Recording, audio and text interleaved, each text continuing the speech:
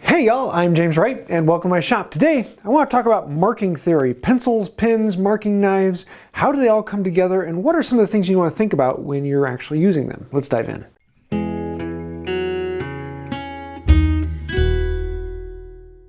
Marking theory is one of those things that a lot of people don't really think about.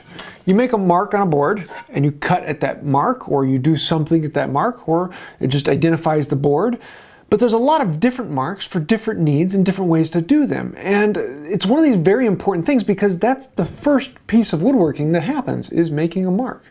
And if that's wrong, everything else is going to be wrong.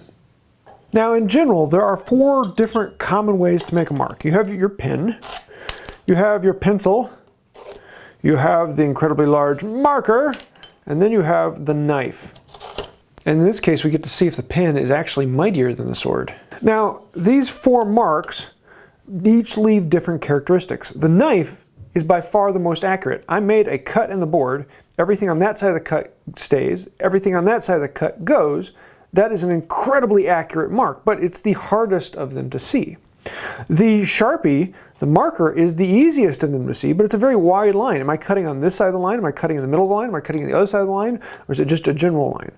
The pencil is a little more accurate, but it still has that wine thickness to it. The pencil is also the easiest of them to remove. The marker is the hardest to remove. Then we have the pen. The pen is kind of hit and miss. The ballpoint, sometimes it hits, sometimes it doesn't.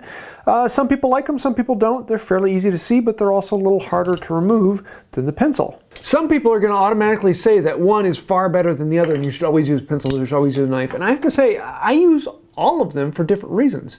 If I'm marking a board to lay out things, I'll put a piece of tape on there and I'll use a Sharpie because it's really easy to see. I can spot it across the room and I know what the board is and where it goes, and it's easy to draw with.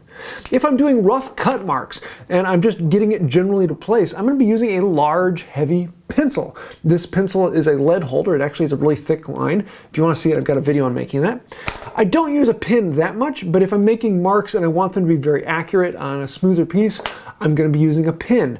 If I'm doing all of my cut marks for my final layout, I'm using a knife because it's the most accurate and I want my cuts to be exact. And so each one has its own purpose. But most people end up coming down to the difference between a pencil and a knife. Now, for the purpose of this video, I'm going to be narrowing it down to making marks for joinery, whether that be laying out dovetails or mortise and tenon. Should I use a knife or should I use a pencil? Now, I have several videos about what to use a knife and what to look for in that, but today I actually want to look at the pencil and what to look for in that, because there's a few things on that particular piece. Now, for layout lines, I don't want to use my lead holder. That's a really big, nasty line, and the thickness changes depending upon how tapered that tip gets. It's much like a regular number 2 pencil.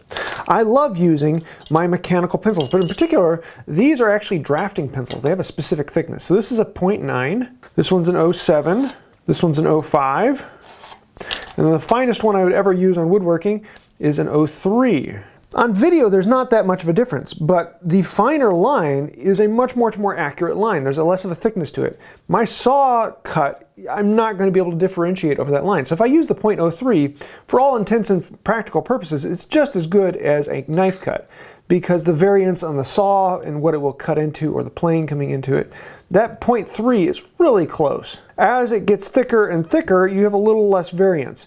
And so you kind of have the more visible to the less visible. I don't know if it's age, but I tend to like the pencils more and more. Normally, I'm going to say that the knife is the most accurate and it's what you should strive for, because everything on one side of the cut stays, everything on the other side of the cut goes. You can't get any more accurate than a knife cut. However, pencils are much easier to see, and if sight is one of those things that is important, as it is to a lot of us, this can be very valuable. The problem is that line thickness. Do you cut to one side, the other side, or the middle? And I start to run into issues with that.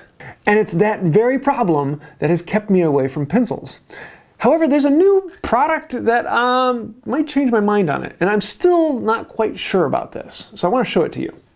Normally with a knife, I want to mark around a board. I grab a square and I mark on here, and I want to pick the reference edge because this is up against the reference. I'm going to rotate it. I'm going to put this back on my face, put my knife into my knife line. I'm going to do that, and as I bring it down, I'm going to make sure that this fence is on the reference face again. Put my knife into my knife wall. Let's cut it again. I'm gonna roll it back up, but this time I wanna flip this around and make sure it's back onto my face. Put my knife into that original mark, and these two lines line up exactly every time. Even if the board is slightly out of skew, I know it's going to work. And also, because that knife is referenced smack up against this, whatever this surface is, that is exactly where I want to cut. The problem is if I use a pencil, now I want to stay on that side of the line and I want to make the line disappear or stay depending upon what I want. And that just becomes a little bit more hairy. You're trying to remember which side of the line do you want. I'm going to use the thicker lead holder just because it's easier to see. So if I put this on here, I have the choice. I know that this side of the line is exactly where I want. So if I cut it and I want to save this board, I want to make that line disappear. If I want to save this board, then I want to keep that line. But sometimes I'll forget which side of the line I need to stay on, and that gets me wildly inaccurate cuts. This little doohickey, on the other hand, fixes that. This is kind of a new thing on the market. It has this little ledge here. So this is my reference face, but there is a ledge that drops down a little bit. And this is called a calibrated collinear mark. And what it does is this ledge drops half the thickness of a 0.7 lead. So now when I set this on here and I bring in my 0.7, I drag it across, I know that the middle of the line is exactly right on the reference of this because there's a little ledge that moves it over half the thickness of the line. So I can carry it all the way around and know that the middle of the line is always what I want. Whether I'm cutting from this side or cutting from this side, the middle is exact. The other nice benefit of that is I can mark on this side of the board here, but if I want to mark on the other side of the board, I have to bring it around and try and line it up again. What I can do with this one is I can make my first mark here, I can bring in a second one, bring that parallel to it, and because those two faces touch, now there is a reference that is recessed a little bit on this side, and now I can put it down here, knowing that these two lines are exactly dead on, even though I'm dealing with the thickness of a pencil. And it's the center of the pencil line that really matters. Now, for most woodworking, being able to go around the board isn't terribly huge. You can always use a square for that. But for dovetails, being able to mark on both sides of the board is very important. And that's where they come up with the dovetail version of it. They come in 1 to 4, 1 to 8, and 1 to 6, so you can choose whatever you want. But the nice thing about it is I can set it on here. I can grab my 0.7 lead, I can make a mark across this side, mark up this side, and then I can bring the other one in here, bring that in, let the two of them touch, and then mark down this side and know that those lines are exactly on all the way around the board, and they're at that same angle. And then I think can do the same thing on the face for the tails, and mark across, mark up, bring the second one in, make them match up, and then mark down the other side, and I know that my lines are exactly matching all the way around. They're precisely at the angle, and I know that the center of the line is exactly where I need it to cut because of the calibrated collinear marking line. And the real big benefit of that is it solves a lot of arguments, because there are a lot of people that say, you know, you cut all your tails and you transfer them and then you cut your pins. And then people are like, no, you cut your pins first because they're easier and then you transfer it and make your marks. With this, you can actually lay out both your pins and your tails all at one time on both boards. It's a really interesting way to do it. And normally I would say a knife is the only thing you want for laying out your pins and tails, but after doing some tests with it, I'm actually really impressed. I've been able to get really nice, clean, tight joints even with using a pencil. And it's starting to change my mind. I might do some more layout with a pencil because of the calibrated collinear marking. It actually helps for that. Now, my jury is still out on these, whether or not I want to put them into my normal workflow. And I may end up doing a video showing how to do both tails and pins at the same time. It's a fascinating concept, and I really like that about them. But I don't know. There's part of me that still loves the marking knife. And it is a very useful tool that gives you an incredibly accurate cut. But a pencil's easier to see, and with this, it just kind of makes sense. So what's a guy to do? So I've actually done a couple live videos with patrons talking through these and thinking about, do I like doing it this way? Because every now and then I like to change how I do things, because there are 100 different ways out there. There is no best way to do anything in woodworking. There's only the way that you like, what makes fun for you, what is enjoyable for you, and that is what is most important. And if using a pencil and a lead are most important for you because you can see them and it's more fun, then go for it. It can be a very useful thing, and something like this can bump up your accuracy game even more. But if seeing the knife line really isn't a problem and you like that, then stick with that. There is no best way to do anything.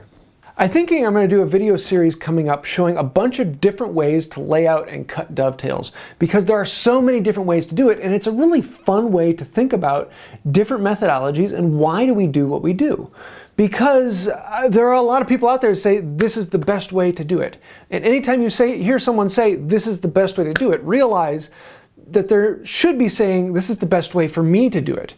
You may be something completely different. And that's why I like to show different methods and different things. I like to try new things that I've never played with before and see if maybe I like it. You never know what might flip your trigger. So if you want to see these from Tailspin, I'll leave a link to it down below. He did send me these to test out, and I still don't know if I'm going to use them for my normal, but they are really fun, and if you use a pencil, then it would be a great thing for you. So if you do get the chance to test them out, let me know what your thoughts are on that. Kind of interested to hear others' thoughts on them as well. So I think that'll do it for today. This has been a little bit different, but thank you for watching. I'd love to hear your thoughts and ideas. What is the difference between a pencil and a pen and a marking knife, and what do you use and why do you use it? I'd love to hear that. Also, thank you to all the patrons on Patreon, the people I've gotten to spend some extra time with, talking through this and a couple other products that have been coming out. It's nice to bounce ideas off other people live and they can see when I'm actually testing it. If you'd like to find out more about that, there's a link to Patreon down below, or you can click the little join button and become a member, and I do put up occasional lives where we hang out and talk through things. So thank you to that and everyone who's scrolling on the side, and I think that'll do it for now. Until next time, have a wonderful day. If the pen is mightier than the sword, and the knife is mightier than the pen, does that make the sword mightier than the knife, and we can now play sword, pen, knife?